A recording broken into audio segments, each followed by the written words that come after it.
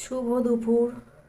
তো আজ আবার আমি চলে এসেছি একটা নতুন রান্না নিয়ে। রান্নাটা হলো, আজকে আমরা চিংড়ি মাছ রান্না করি। সেই চিংড়ি মাছের মাথা আমরা সবাই ফেলে দিই, কিন্তু আমি ফেলি না। ওই মাথাটাই আমি আজকে চাটনি বানাবো। কড়াইয়ে সর্ষের তেল দিয়ে দিলাম অল্প একটু, তার সাথে কালো জিরে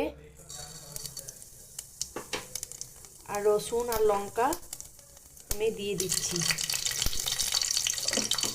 তার সাথে মাথা, নুন হলুদ মাখানো মাথাটা দিয়ে দিচ্ছি।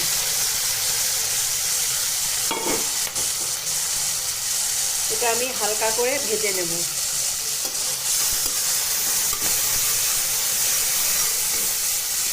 হালকা করে ভেজে নেওয়ার পর আমি মিক্সিতে পেস্ট করে নেব। দেখুন, পেস্ট করা হয়ে গেছে।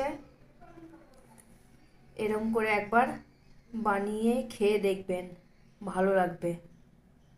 নতুন রেসিপি।